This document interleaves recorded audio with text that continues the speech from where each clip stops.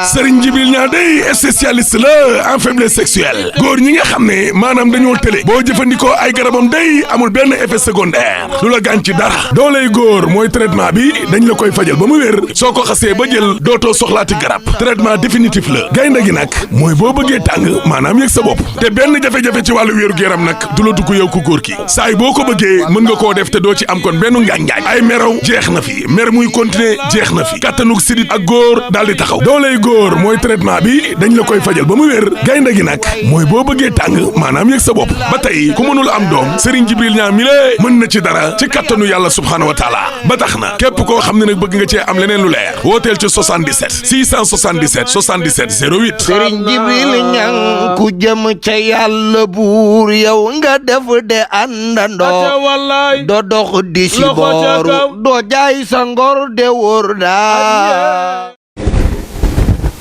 dajeeg yéen tey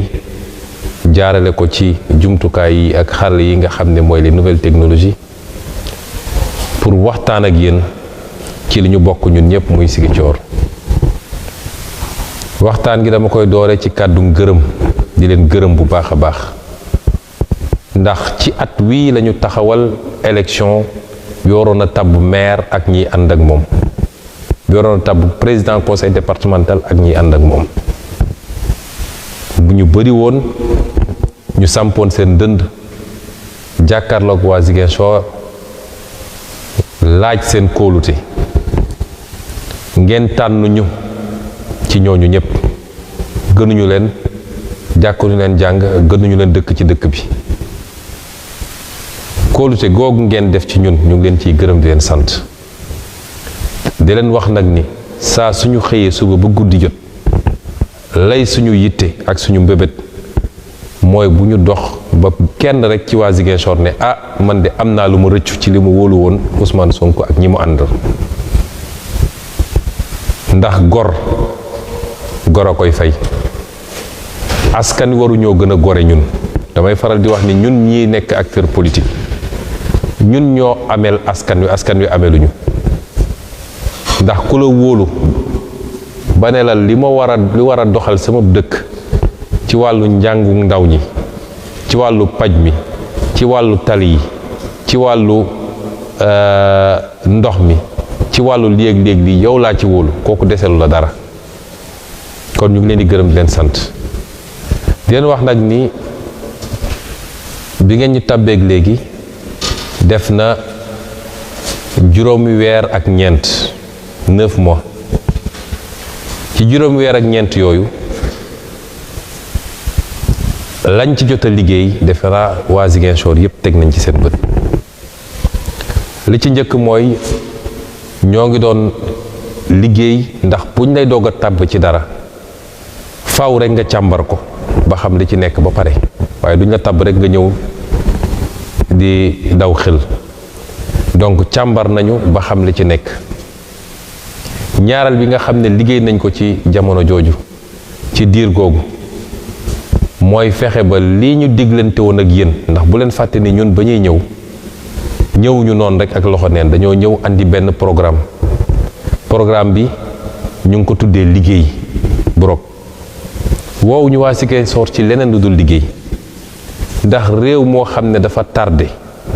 ba ñu boole ko ci ñaar fukki réew ak juróom yi gën a tardé ci àdduna kooku fecc baax na de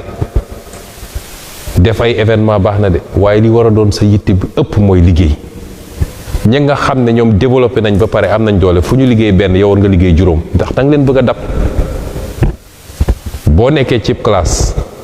ngeen ni 50 élèves nga jël 45e soo buggee dab ki jëloon premier moom fu mu jàngee benn yow war nga fa jàng juróom moo tax ñu woo waa Ziguinchor woo waa Sénégal yépp ci liggéey programme boobu ñu dikkee woon nag dafa am nu mu tëree moo tax li ñu njëkk a def mooy càmbar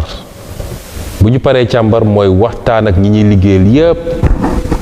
ci xamal leen ñun lan mooy suñu gis-gis ci ni ñu war a doxalee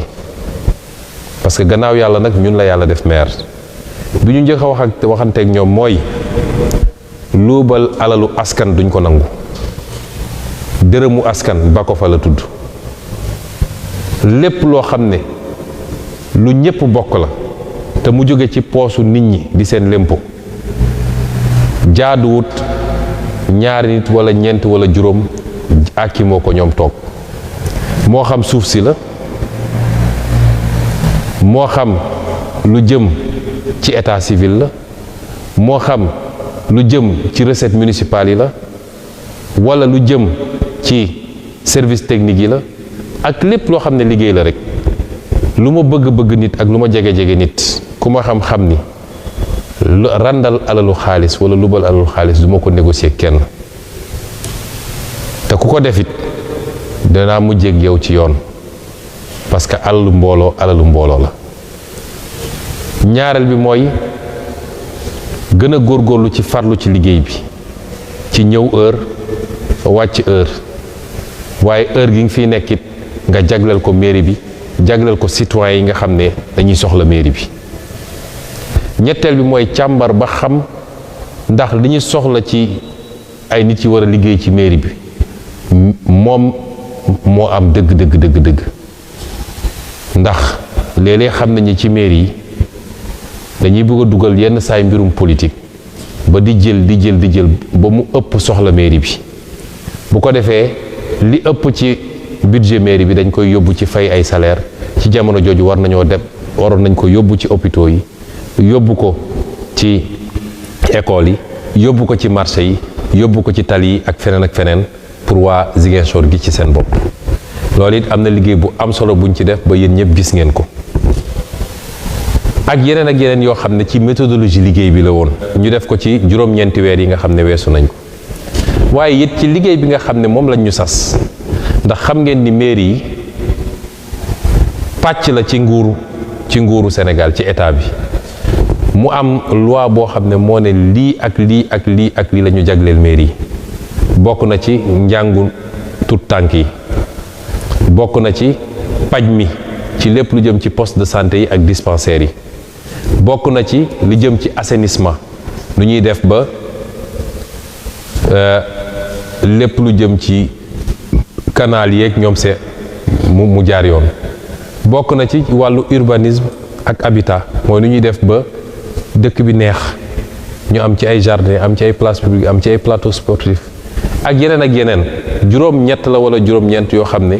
lu ñu transféré ne jox nañ ko léegi communes yi loolu nag am na jéego yu bëree yoo xam ne ñu ngi ciy liggéey te defe naa kuy yeewoo Ziguinchor rek gis nga ni am na lu ñu ci def naam ñi ñu wutu ci mairie bi am de lu ñu fi bàyyi woon loo xam ne lu baax la ñu continuer ci loolu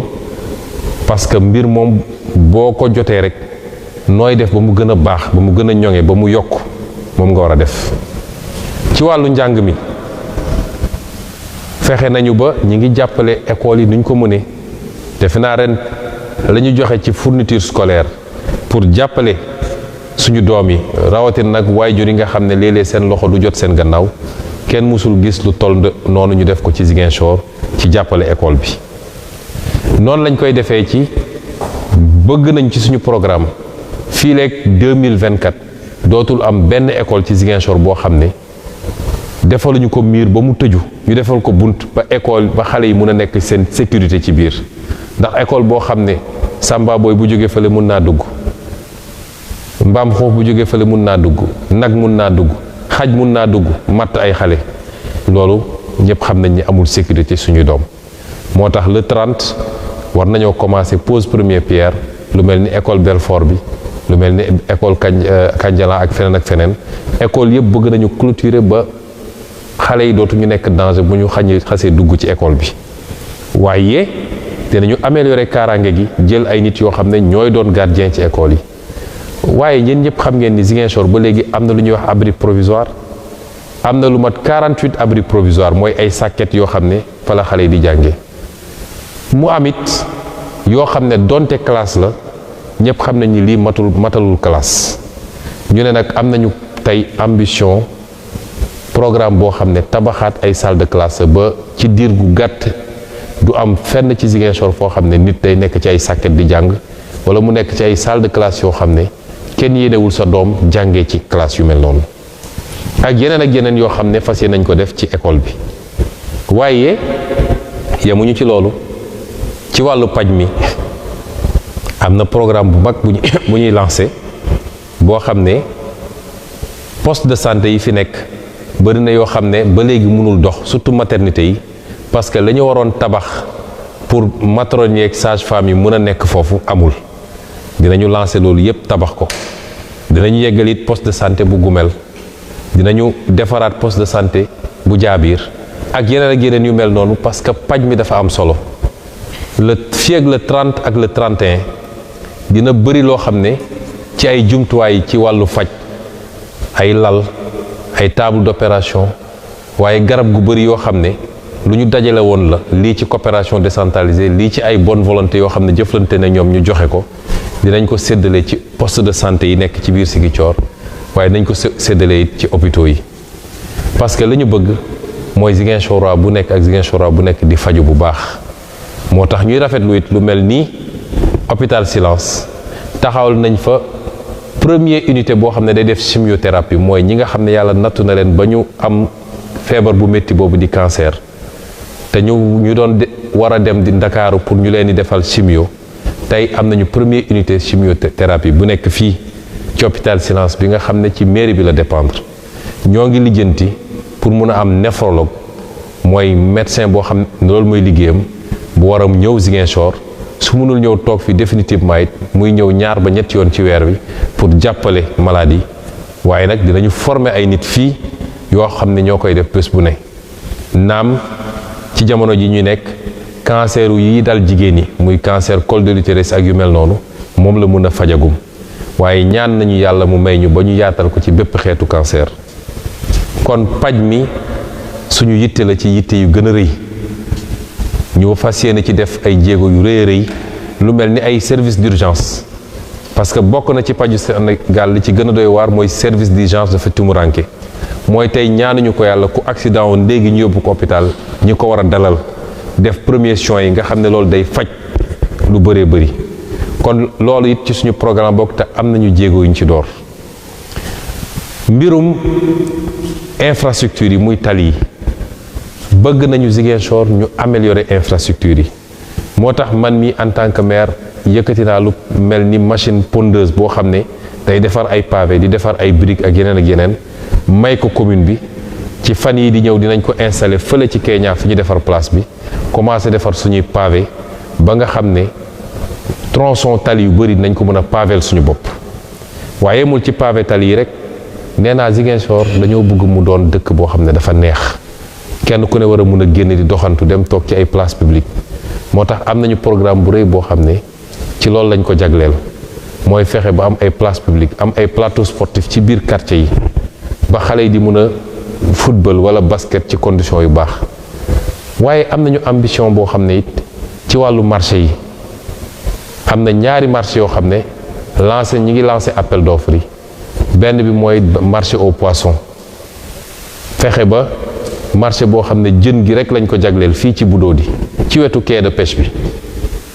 bu boobaa it dina fexe ba lépp loo xam ne da doon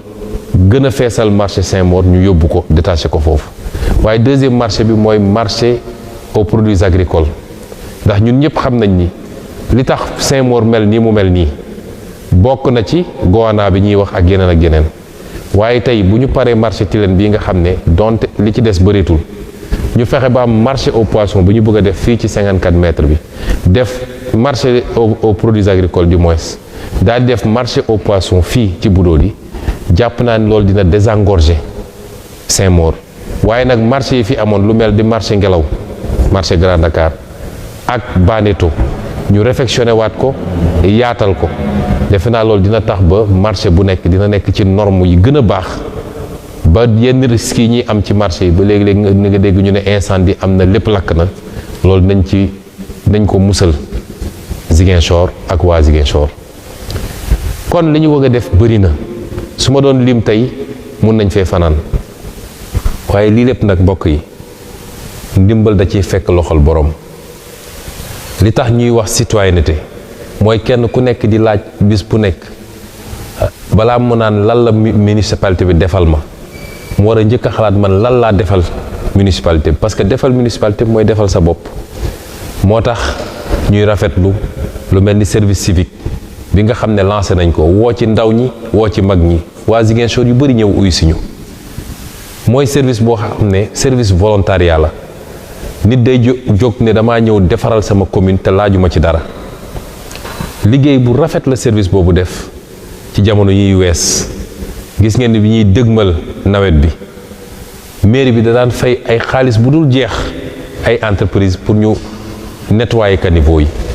waaye leen gis ngeen ni waa Ziguinchor ñoo jóg ne dañ koy def ba sax ay nit jóge Ndakaaru jóge Jurbel jóge fépp ñëw ñoom it ne dañ ciy bokk ñu am ci résultat boo xam ne kawe na suñu njort te kenn gisul ndox mi taxaw ak Ziguinchor nga xam ne day def plus de 2000 millimètres ci wàllu taw dégg nañu inondation fu ne waaye néew na Ziguinchor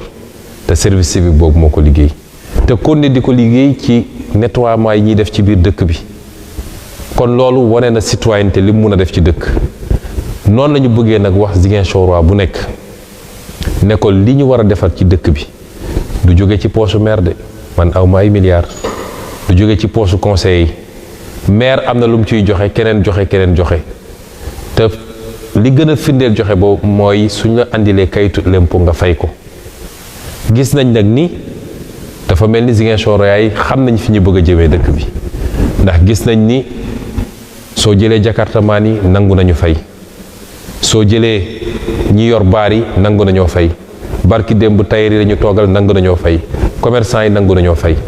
noonu lañ ko bëggee ci Ziguinchor waa yépp ku ñu andil kayitu lempo sa kër jegeel waa lempo wala waa trésor boo mënul fay léppit ñaanal ñu defal la ko ay pàcc weer wu ne nga am loo fay te xam ni dërëm boobu ngay joxe mooy defar tali bi war a jaar sa buntu kër mooy andi courant bi sa buntu kër mooy defar poste de santé bi nekk sa wetu kër ba nga mën a faju mooy defar école bi nga nekk sa wetu kër mooy tax xale yi jàng dans de bonnes conditions programme bi ñu am bëgg xale bu nekk li ñuy wax le cantine scolaire le lait à l'école loolu moo koy fay mooy tax ñu joxe fourniture scolaire lañ leen mën a garantir mooy du am dërëm boo xam ne nit fay na lempoom ñu ne jàdd na duñu dugal ko feneen fudul li nga xam ne njëriñu askan wi la am nañu programme Ziguinchor ville lumière mooy fexe ba lampadaire solaire yi ñu jënd ci lu bëree bëri mais mbokk yi xam ngeen ni loolu xaalis la parce que benn lampadaire solaire bu jaar yoon rek lampe Fonroche yi ngeen di gis munoo ko am moins de 900 000 francs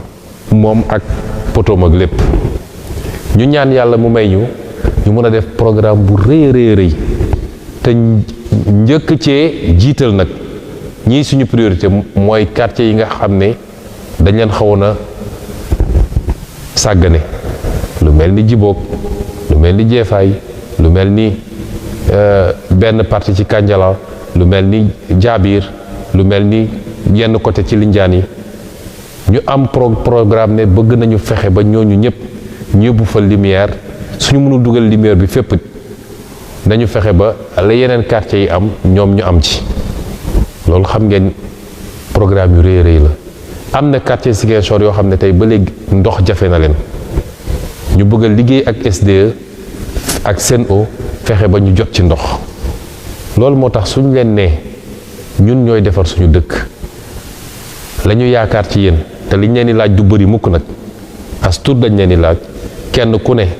su làmbee tuuti poosam ñu dajale ko mu doon du bëri ñu defar suñu dëkk ba àdduna yépp ñeeñu Ziguinchor loolu mooy suñu ambition ci yéen ñu daaneel ni am na yeneen programme yu ñu andi lu mel ni économie sociale ak solidaire mooy nu ñuy def ba jàppale suñ yaay ji toog fii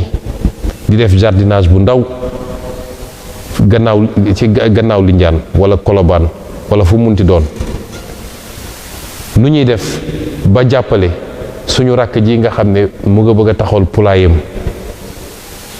nu ñuy def ba jàppale suñu yaay jee nekk ci dex gi di génne paañ bi ak yoxos bi nu ñuy def ba ki bëgg a commerce ñu utal ko financement ki bëgg a def transport ñu jàppale ko ci financement moo taxoon ñu lancé programme boobu te nag nañu fexe bu mobiliser xaalis bu ñu mobiliser xaalis daal di taxawal li nga xam ne moom la ñu tuddee couveuse d'entreprise mooy liy former nit ki balaa ñu koy jox xaalis pour mu liggéey parce que koo jox xaalis sa formé woo ko rek boo moytul dina fayit gannaaw bu ñu ko formé ba pare nag yëkkati lenn ci xaalis abal ko mu dem liggéey di fay loolu yéene la bu ñu am pour Ziguinchor région bi laa wax nag waxuma seulement commune bi mënoon nañ ci bañ a fekk parce que bokkul ci compétence yi nga xam ne transféré nañ ko waaye dañoo am yéene gu rëy pour dëkk bi ñuy continuer di lancer appel bonne volonté yëpp nee nañu ku am sa 10 000 xeebuñu ku am sa 50 000 xeebuñu ku am sa 1 million xeebuñu bu ñu dajalee ba am lenn lu ñu mën a lancer liggéey bi rek ñu lancer ko commencer di jàppale nit ñi di leen financer yii mbokk yi mooy suñu gis-gis ci Ziguinchor lii la ñu lancé am jéego yu am solo ñu def ci 2022 bi donte 9 mois rek lañ ci am fas yéene nag 2023 bi doon dëgg nag année lancement bi année confirmation bi ñu am yaakaar ne bu ngeen ci jàppee yéen ñëpp dinañu am résultat bu kawe suñu njort te njëriñu waa Ziguinchor lay doon moo tax ñu leen di woowaat di leen soññaat ci ngeen jàppale seen mairie jàppale seen conseil municipal jàppale seen maire parce que su dul yéen mënuñoo am résultat bi ñu bëgg moo tax gannaaw bi ñu leen ñaanalee sant yàlla bi mu ñu mayee ñu dund 2022 ba yegg si fii may ñu dund ko am ci wér-gu-yaram tal ko ak fekke ko di leen souhaiter une très bonne fin d'année di leen wax ni suñu ambition rëy na rëyaay boo xam ne budget bii nga xam ne ñu ngi ko jëlee ci 3 milliards pour 2022 bi yóbbu ko ci plus de 5 milliards pour 2023 daanaka yokk na lu ëpp 2 milliards ambition yooyu mooy suñu ambition 2023 di ñaan yàlla 2023 gën 2022 lépp loo xam ne lu nit di yóotu la ci wàllu wér-gu-yaram ci wàllu wërsëg ci wàllu jàmm ci wàllu sutura yàlla na gën a bëri ci 2023 que ci 2022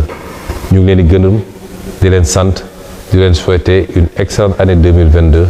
di leen souhaiter une excellente fin d'année 2022 di leen souhaiter une meilleure année 2023 ci kàttanu yàlla asalaamualeykum wa rahmatullah wa barakatu. Ziguinchoroises, Ziguinchorois, bonsoir. J'ai l'honneur de revenir m'adresser à vous pour cette première fin d'année que je vis en tant que premier magistrat de la ville de Ziguinchor. Nous avons été portés à la tête de cette mairie depuis bientôt 9 mois. 9 mois qui ont été des mois pleins, des mois passionnants, des mois trépignants, mois pendant lesquels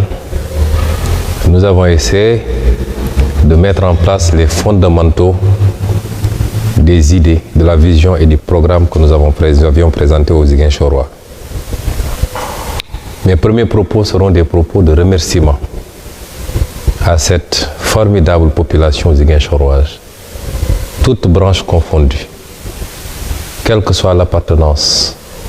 politique, ethnique, religieuse. Remercier cette formidable population ziguinchoroise de nous avoir fait confiance et de nous avoir tête de cette mairie, qui est une mairie symbolique au Sénégal, avec une histoire extrêmement dense et intense. C'est un honneur pour tout fils ou toute fille de Ziguinchor de pouvoir un jour se faire appeler Monsieur le maire de Ziguinchor. Derrière moi se trouve l'image d'Auguste fils de Ziguinchor qui, avant moi, ont eu à conduire les destinées de cette ville. Et cet honneur, je le dois à vous, Ziguinchoroises et Ziguinchorois. Et c'est pourquoi je puis vous assurer que nous ferons tout ce qui est en notre possibilité pour être à la hauteur de cet honneur, pour être digne de votre confiance. Ce que nous avons commencé à impulser, ces 9 premiers mois ont été des mois de prise en main d'abord de l'institution municipale, des mois de mise en place d'un système de travail et d'organisation, des mois de dressage de l'état des lieux. Ça a été des mois également de contact intense avec les populations pour mieux comprendre leurs aspirations. Ces premiers mois nous ont permis de poser les premiers jalons de ce que nous considérons comme étant une gestion d'une collectivité, qu'elle soit territoriale et demain de la collectivité étatique. Gestion qui doit être basée sur un certain nombre de valeurs fondamentales. D'abord, la transparence, la probité dans la gestion de la chose publique. C'est pourquoi je puis assurer aux Ziguinchorois que sous mon magistère, aucun écart ne sera toléré. Ce que nous vivons à l'échelle nationale dans ce pays et ce que nous vivons globalement à tous les échelons des collectivités territoriales, on l'admettre. Le service public, comme son nom l'indique, c'est de servir le public dans la dignité, dans l'honneur, dans la transparence, mais dans la communion également avec ses populations. C'est pourquoi, dans cette mairie, nous ne tolérerons aucun écart dans la gestion des affaires publiques, sur le plan domanial, sur le plan de l'état civil, sur le plan des recettes, sur le plan des services techniques, à tous les niveaux. Ce que nous exigeons de tous les agents de la mairie et ce que nous exigeons de tous les conseils municipaux, c'est de servir les populations de Ziguinchor et non pas de se servir de l'institution municipale. Deuxième valeur extrêmement importante, ou alors deuxième axe programmatique, c'est que nous étions venus vers vous avec un programme qui s'appelle Bourok. Un programme avec un certain nombre d'axes fondamentaux. D'abord, les compétences transférées qui découlent de l'acte 3 de la décentralisation. La santé, l'éducation, l'urbanisme et assainissement et toutes les autres attributions qui ont été transférées aux collectivités locales. Nous avons commencé à poser les jalons d'une gestion axée sur un bon niveau de prise en charge des besoins des populations. L'assainissement, l'hygiène publique, l'urbanisation, nous nous sommes fixés comme credo que Ziguinchor doit être l'une des villes les plus propres du Sénégal, pour ne pas dire la plus propre. Évidemment, avec des moyens extrêmement limités, mais avec la collaboration de programmes étatiques comme l'UCG, le Promoged, la mairie a beaucoup fait pour doter la ville d'engins de ramassage des ordures, d'engins de travaux publics et tout faire de sorte que la ville de Ziguinchor soit l'une des plus salubres et l'une des villes où il fait mieux vivre. Nous le faisons, mais nous comptons sur la contribution des populations. Nous le faisons avec déjà un grand élan de volontarisme des populations ziguinchoroises, notamment de sa jeunesse ou d'une frange importante de sa jeunesse, qui a accepté de répondre à notre appel pour la mise en place d'un service civique communal. Et vous avez vu l'excellent travail que ce service civique communal a abattu avant, pendant et après l'hivernage pour curer les caniveaux, nettoyer les grands axes, de sorte qu'on n'a quasiment pas eu de problème. Ces tâches nous coûtaient énormément d'argent dans le passé. Et aujourd'hui, avec l'engagement des Ziguinchorois, de ces jeunes filles et de ces jeunes garçons, même de gens beaucoup moins jeunes, nous avons pu relever ces défis. Cet élan de volontarisme, la citoyenneté est au cœur du programme Bourok et nous y reviendrons dans d'autres aspects. La prise en charge d'une bonne offre pour l'éducation. Dans les jours à venir, nous allons procéder à des poses de première pierre pour les murs de clôture des établissements scolaires. Parce que notre objectif en matière d'éducation, c'est de mettre en sécurité nos enfants qui fréquentent les écoles préscolaires et élémentaires qui relèvent de la compétence de la mairie. Et pour cela, nous avons considéré qu'aucune école dans le périmètre de la commune de Ziguinchor ne doit être une école ouverte, sans clôture qui permette de sécuriser les élèves. Nous allons lancer un ambitieux programme pour clôturer toutes les écoles, mais également pour construire des salles de classe, parce qu'il y a encore des abris provisoires à Ziguinchor, mais il y a également des classes qui n'ont de classe que le nom, malheureusement.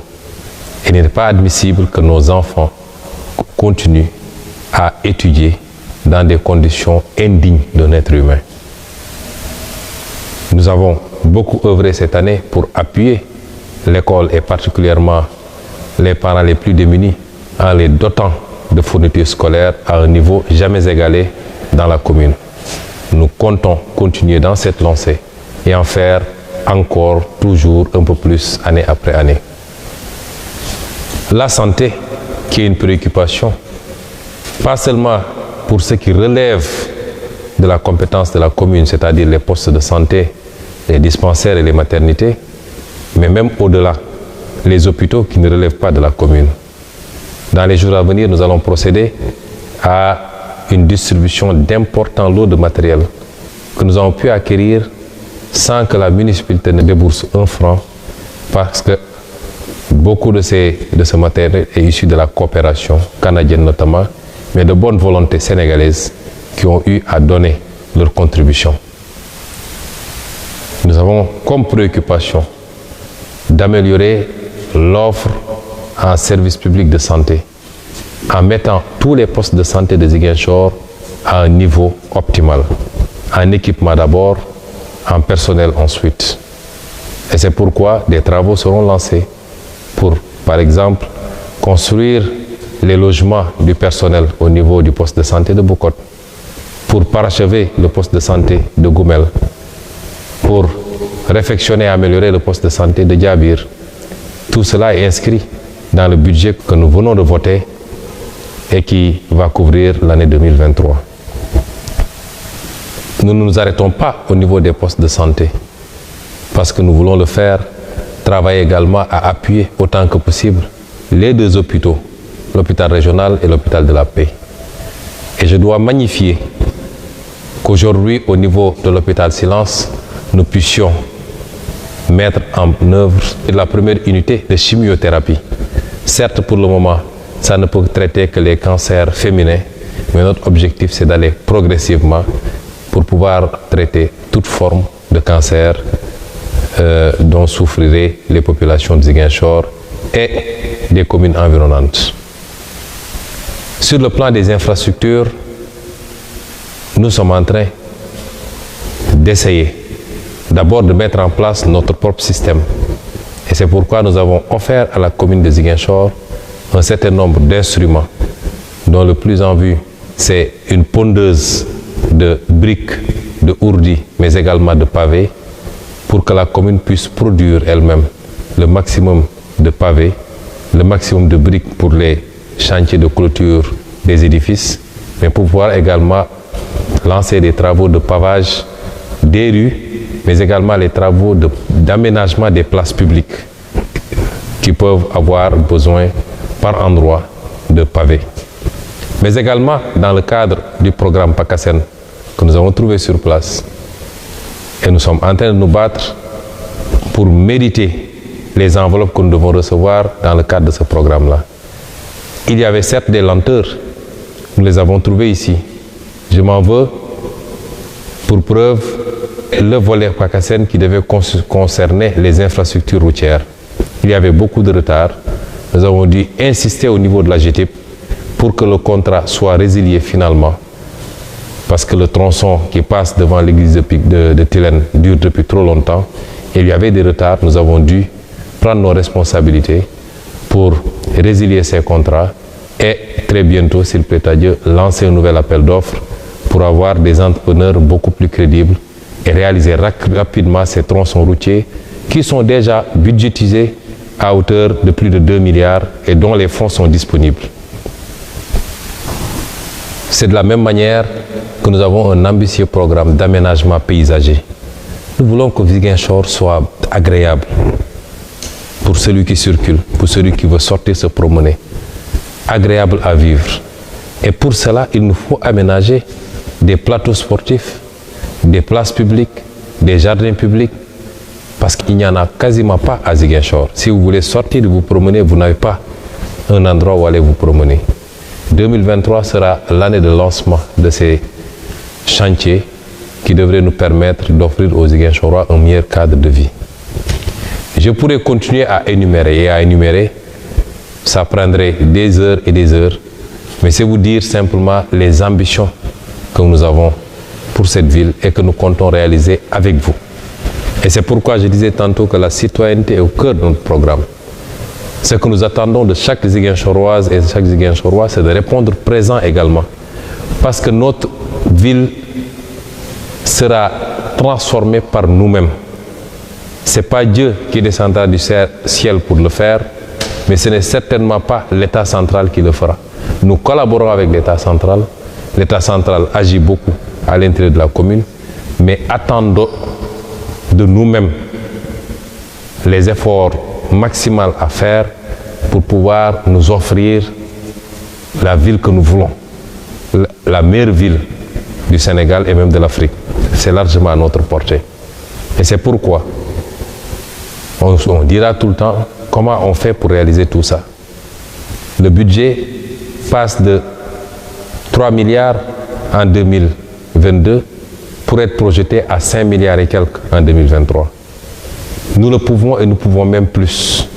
Parce que ce que nous avons fait ces 9 mois nous montre que c'est possible. Mais ce sera possible avec la participation, à l'adhésion de chacun et chacune d'entre vous. Ne serait-ce que sur le plan fiscal, c'est les impôts qui permettent de doter l'État central et les collectivités locales en moyens. Nous ne vous en demandons pas beaucoup.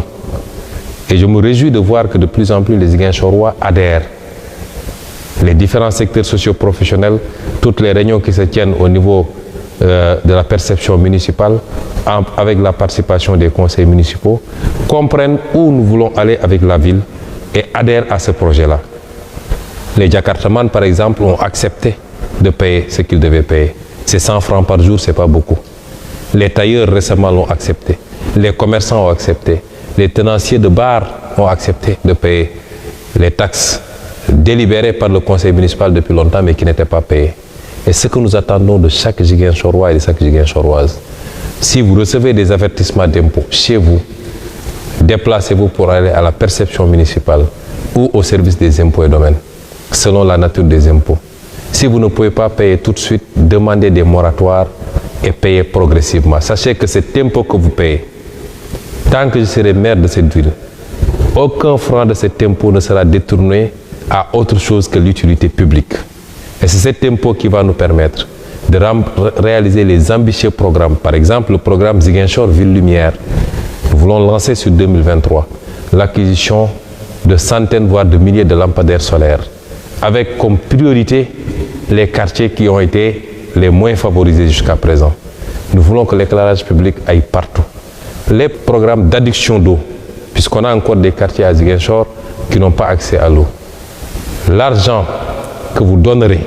les impôts que vous payerez, les taxes locales que vous payerez, je puis vous garantir que chaque centime de cet argent sera consacré exclusivement à la réalisation de ces missions de service public pour que les Ziguinchorois vivent mieux.